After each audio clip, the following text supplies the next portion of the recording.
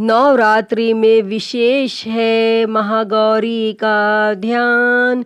शिव की शक्ति देती हो अष्टमी को वरदान। मन अपना एकाग्र कर नंदीश्वर को पाया। सुबह शाम की धूप से काली हो गई काया। सर्व कला संपूर्ण माँ साधना करो सफल। भूलूं कभी ना आपको याद रखूं पल पल। सर्व मंगल मांगल्ये शिवे सर्वार्थ साधिके। शरण्ये त्र्यंबके गौरी नारायणी नमोस्तुते। जय माँ महागौरी, जय माता दी। श्री शिवाय नमस्तुभ्यम। प्रिय भक्तजनों, आप सभी को आश्विन मास की नवरात्रि की ढेर सारी शुभकामनाएं। देवी माँ की कृपा आप सभी भक्तों पर सदैव बनी रहे। प्रिय भक्तजनों, आज आश्विन मास के शुक्ल पक्ष की अष्टमी तिथि है और आज दुर्गा अष्टमी महाअष्टमी का दिन शिव प्रिया माता महागौरी को समर्पित है।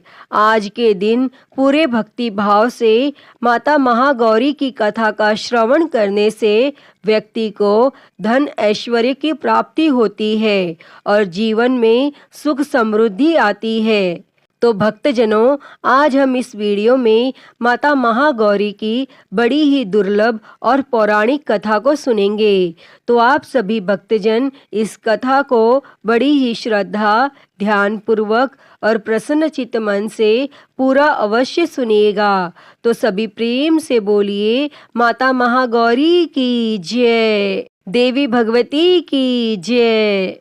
कथा के अनुसार एक बार नारद जी के उकसाने पर सती भगवान शिव जी से जिद करने लगी कि उनके गले में जो मुंड की माला है उनका रहस्य क्या है। और जब काफी समझाने पर भी वे नहीं मानी तो भगवान शिव ने राज खोल दिया और भगवान शिव जी ने माता सती से कहा कि इस मुंड की माला में जितने भी मुंड यानी सिर हैं वे सभी आपके हैं। तब माता सती इस बात को सुनकर हैरान रह गईं। माता सती ने भगवान शिवजी से पूछा, प्रभु भला यह कैसे संभव है कि सभी मुंड मेरे ही हैं। इस पर शिवजी बोले, यह आपका 108वां अवतार है। इससे पहले आप 107 बार जन्म लेकर शरीर को त्याग कर चुकी हैं और यह सभी मुंड पूर्व जन्मों की निशानी है। इस माला में अभी एक मुंड की कमी है और इसके बाद यह माला पूर्ण हो जाएगी। तब शिवजी की बात को सुनकर माता सती ने शिव से कहा, प्रभु मैं बार बार जन्म लेकर शरीर त्याग करती हूँ, लेकिन आप शरीर त्याग नहीं करते, ऐसा क्यों? तब शिवजी हंसते हुए बोले, मैं अमर कथा कहता हूँ, इसलिए मुझे शरीर का त्याग नहीं करना पड़ता।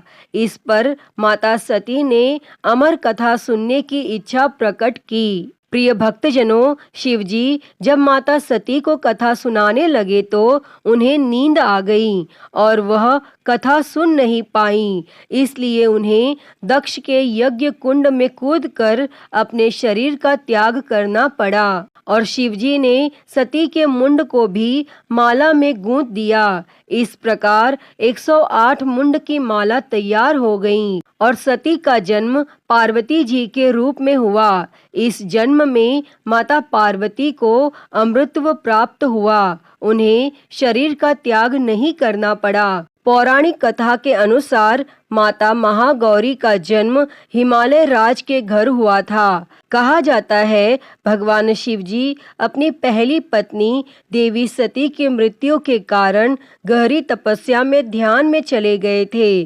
भगवान शिव ने अपने ध्यान से बाहर आने से जब इनकार कर दिया तो कई वर्षों तक सभी सांसारिक मामलों से वे दूर रहे और इसी बीच तारकासुर नामक एक राक्षस देवताओं को परेशान कर रहा था। तब देवताओं के अनुरोध पर देवी सती ने हिमालय की पुत्री माता शैलपुत्री के रूप में जन्म लिया। उन्हें माता पार्वती भी कहा जाता था। माता पार्वती ने भगवान शिव को पाने के लिए कठोर तपस्या की। उन्होंने सभी सांसारिक सुखों को भी त्याग दिया क्योंकि वह राजकुमारी थी, लेकिन उन्होंने राजकुमारी की तरह रहना स्वीकार नहीं किया और बिना अन्न जल ग्रहण किए उन्होंने शिवजी की घोर तपस्या की। कहा जाता है कि माता पार्वती की घोर तपस्या के कारण ही उन्हें माता ब्रह्मचारिणी के नाम से जाना जाने लगा। हजारों वर्ष बीत गए, लेकिन माँ पार्वती ने हार नहीं मानी। ठंड, बारिश और तूफान से लड़ते हुए उन्होंने कुछ भी खाने या पीने से इनकार कर दिया। इससे उनकी त्वचा काली पड़ गई और उनका शरीर भी धूल, मिट्टी, पत्ते आदि से ढक गया। इस गंभीर तपस्या के कारण माँ पार्वती ने अपनी सारी चमक खो दी और बेहद कमजोर हो गईं। अंत में लंबे समय के बाद भगवान शिव ने उनकी तपस्या पर ध्यान दिया और उनकी भक्ति की परीक्षा भी ली और यह महसूस किया कि वह वास्तव में सती का ही रूप है। भगवान शिव माता पार्वती से विवाह करने के लिए तैयार हो गए क्योंकि वह कमजोर हो चुकी थीं और सभी प्रकार की गंदगी में ढकी हुई थी। तो भगवान शिव ने उन्हें शुद्ध बनाने का फैसला किया और उन्होंने अपने बालों से बहने वाली गंगा के पवित्र जल को माँ पार्वती पर गिरा दिया और इस पवित्र जल ने माता पार्वती के शरीर की सारी गंदगी धो डाली और उनकी खोई हुई चमक उन्हें वापस प्राप्त हुई। और जैसे ही शुद्ध और पवित्र जल उन पर गिरा, उनकी त्वचा ने अपनी प्राचीन चमक वापस पा लिया और वे उत्कृष्ट चमकदार आभा में बदल गई। उनका रंग चंद्रमा की चमक के समान उज्जवल हो गया, जिससे महादेव जी ने उनका नाम महागौरी रखा। तभी से उनका नाम महागौरी पड़ गया, जो दुधिया सफेद रंग और वर्ण वाली थीं। शंख, चंद्रमा और कुंद फूल की सफेदी उनके सुंदर उत्तम सौंदर्य का मुकाबला नहीं कर सकती थी। शुद्ध सफेद साड़ी में लिपटी हुई हीरे जड़ित आभूषणों से सुसज्जित एक सफेद बैल पर भव्य रूप में बैठी हुई वे हजारों सूर्य की चमक से चमचमा रही हैं। चतुर्भुजी 4 भुजाओं वाली होने के कारण वे 2 हाथ में एक त्रिशूल और एक डमरू रखती हैं, जबकि अन्य 2 हाथ अभय और वर मुद्रा में प्रदर्शित हैं। महागौरी की पूजा उनके भक्तों की आत्मा को शुद्ध करके उनके पापों और अशुद्धियों को धोने की क्षमता रखती हैं। इनकी पूजा और कथा का श्रवण करने से सभी अमोघ फलों की प्राप्ति होती है। वैवाहिक जीवन सुखमय होता है, धन ऐश्वर्य की प्राप्ति होती है।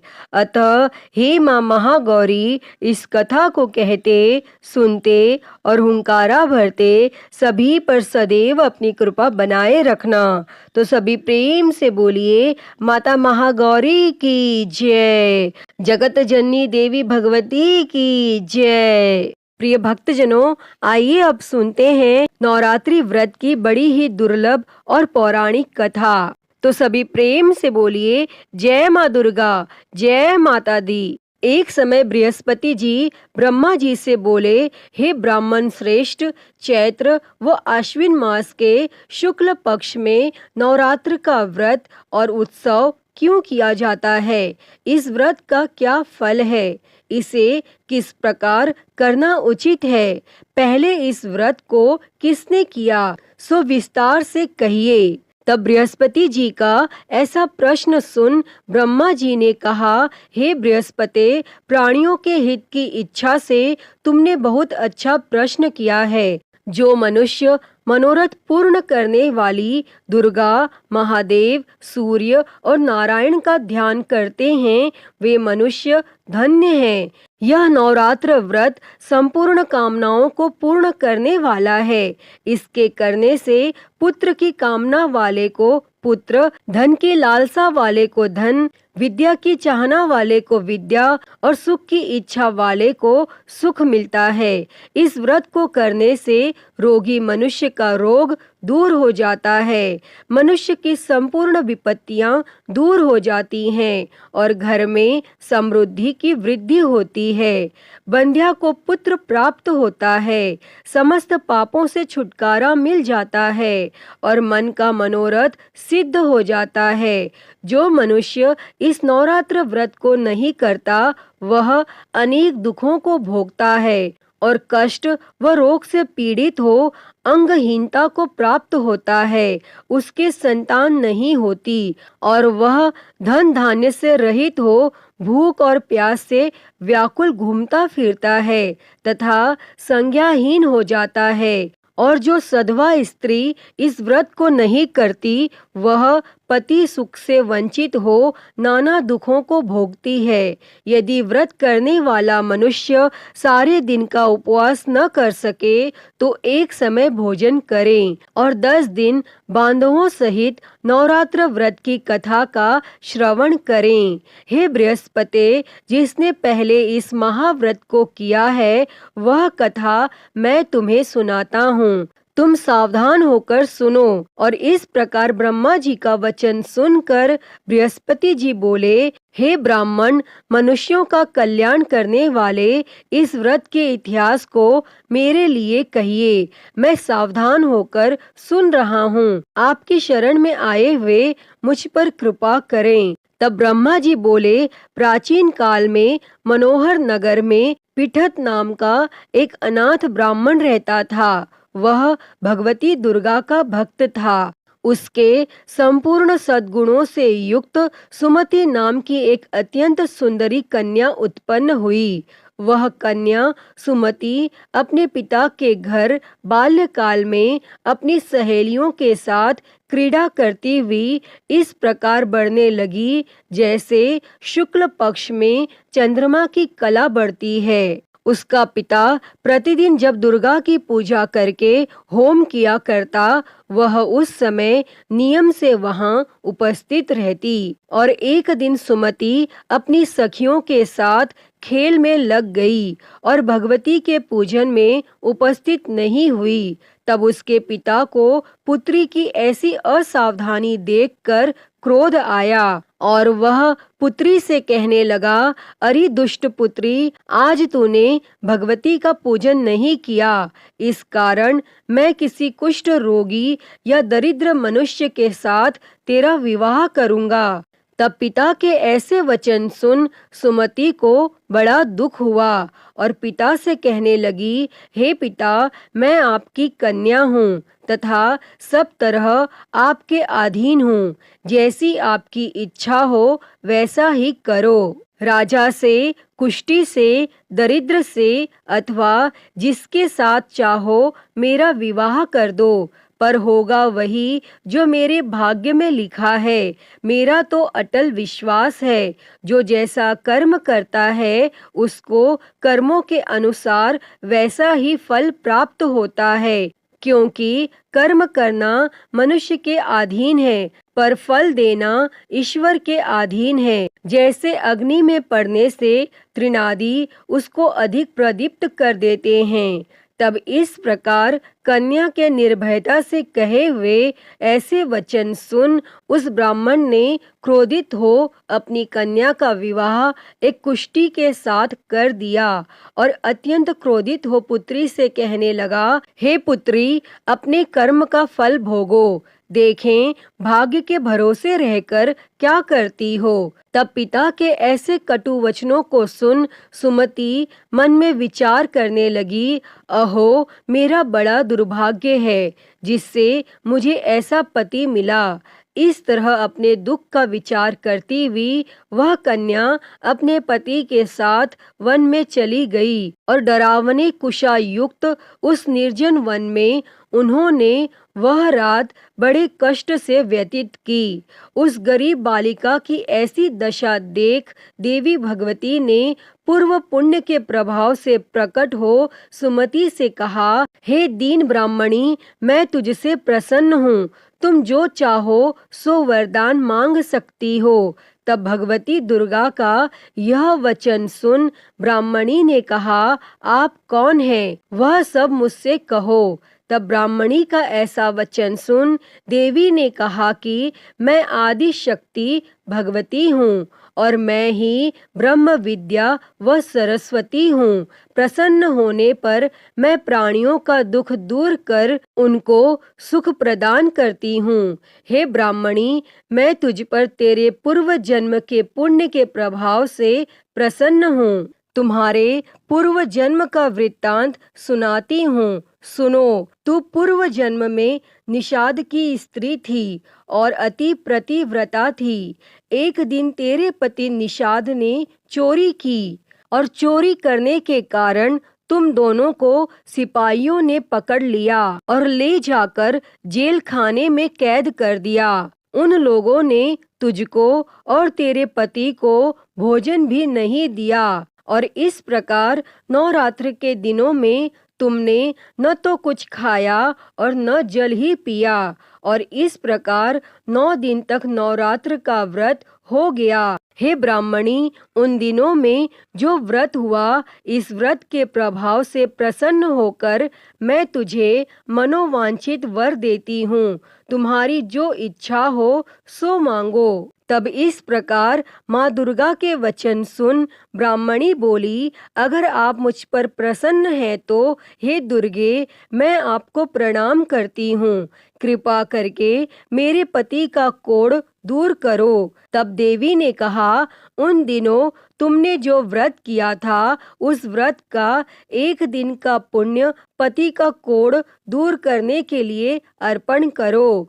उस पुण्य के प्रभाव से तेरा पति कोढ़ से मुक्त हो जाएगा। और तब ब्रह्मा जी बोले, इस प्रकार देवी के वचन सुन वह ब्राह्मणी बहुत प्रसन्न हुई और उसके पति को निरोग करने की इच्छा से तब देवी ने तथास्तु ऐसा वचन कहा।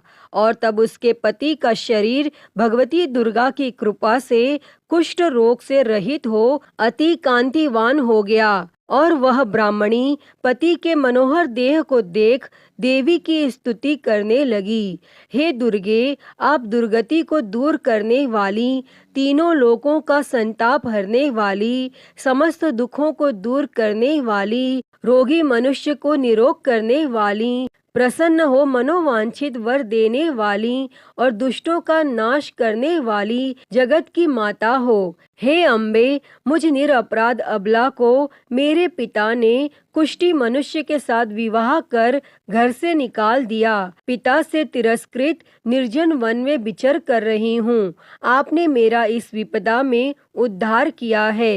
हे देवी, आपको प्रणाम करती हूँ, मेरी रक्षा करो। और तब ब्रह्मा जी बोले, हे बृहस्पति, उस ब्राह्मणी की ऐसी स्तुति सुन देवी बहुत प्रसन्न हुई और ब्राह्मणी से कहा, हे ब्राह्मणी, तेरे उदालय नामक अति बुद्धिमान, धनवान, कीर्तिवान और जितेंद्रिय पुत्र शीघ्र उत्पन्न होगा।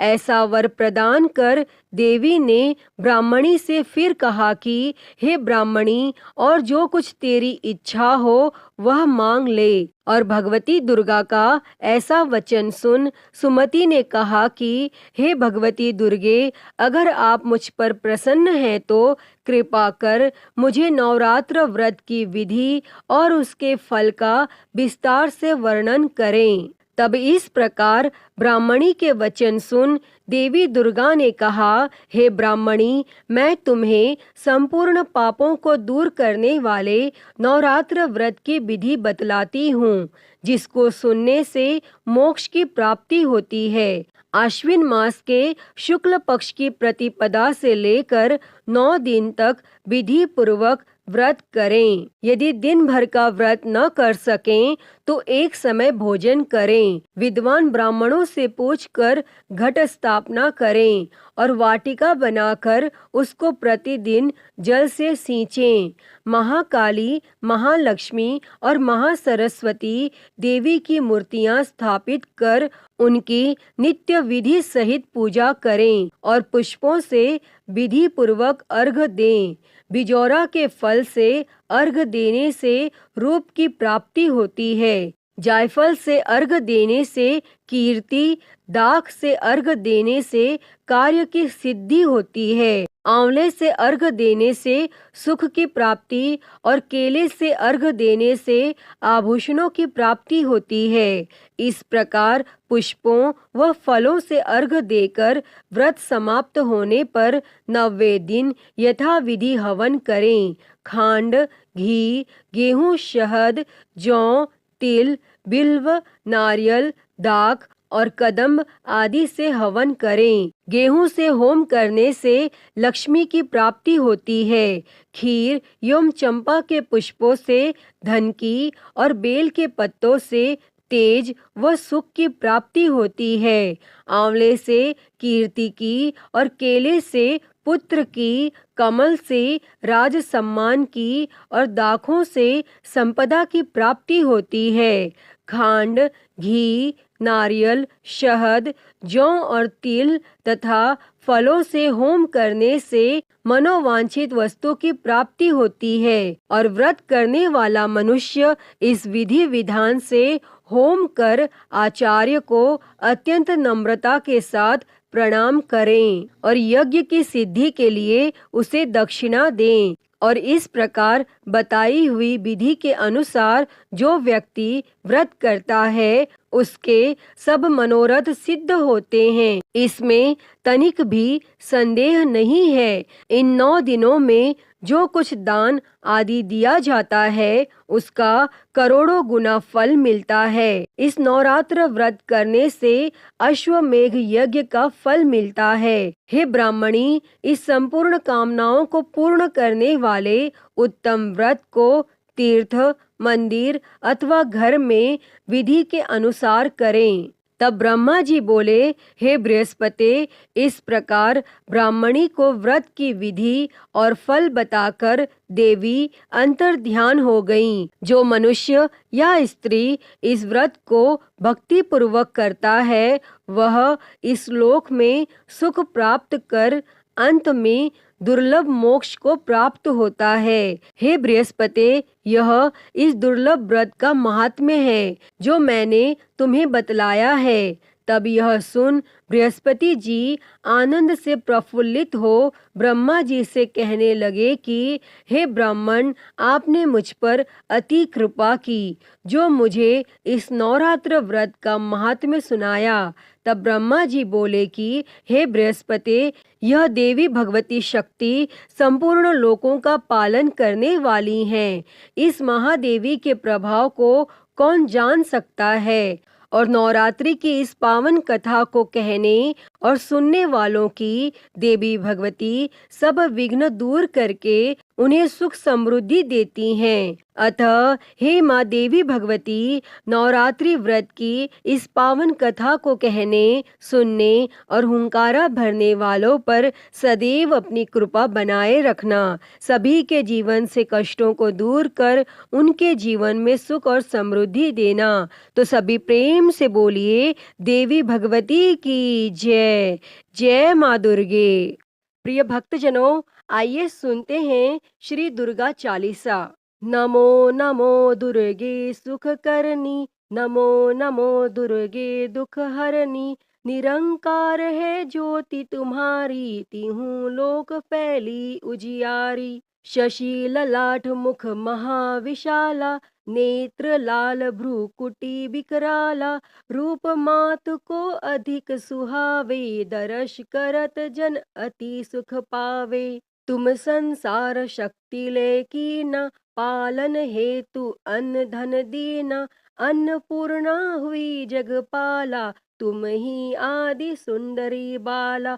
प्रलय काल सब नाशनहारी, तुम गौरी शिव शंकर प्यारी। शिव योगी तुम्हारे गुण गावे, ब्रह्मा विष्णु तुम्हें नित ध्यावे। रूप सरस्वती को तुम धारा, देसु बुद्धि ऋषि मुनिन उबारा। धरियो रूप नरसिंह को अम्बा, प्रगट भई फाड़ कर खम्बा। रक्षा करी प्रहलाद बचायो, हिरण्याक्ष को स्वर्ग पठायो। लक्ष्मी रूप धरो जग माही, भवानी श्री नारायण अंग समाही। क्षीर सिंधु में करत विलासा दया सिंधु दीजे मन आसा। हिंगलाज में तुम ही भवानी महिमा अमित न जात बखानी। मातंगी अरुधुमावती माता भुवनेश्वरी बगला सुखदाता। श्री भैरव तारा जगतारिणी छिन्न भाल भव दुख निवारणी। के हरि वाहन सोह भवानी लांगुर वीर चलत अगवानी। कर में खप्पर खड़ग विराजे जाको देख काल डर भाजे। शोहे अस्त्र और त्रिशूला जाते उठत शत्रु ही शूला। नगर कोट में तुम ही विराजत तीहूं लोक में डंका बाजत। शुंभ निशुंभ दानव तुम मारे रक्त बीज शंखन संहारे।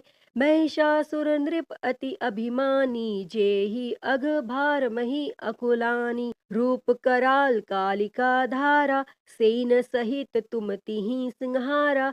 परिगार संतन पर जब जब भई सहाय मातु तुम तब तब। अमरपुरी अरुबासव लोका तब महिमा सब रही अशोका।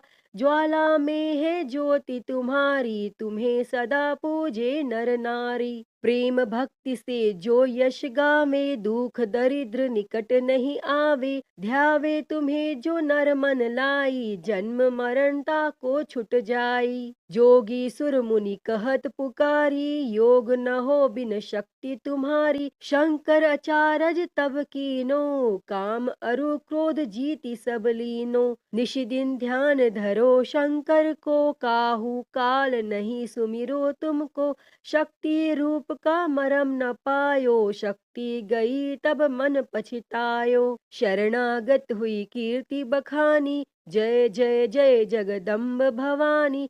भई प्रसन्न आदि जगदम्बा दई शक्ति नहीं कीन विलंबा। मोको मातु कष्ट अति घेरो तुम बिन कौन हरे दुख मेरो। आशा तृष्णा निपट सतावे मोह मदादिक सब बिन शावे। शत्रु नाश कीजे महारानी सुमिरो इक चित तुम्हें भवानी। करो कृपा हे मातु दयाला रिद्धि सिद्धि दे कर हो निहाला।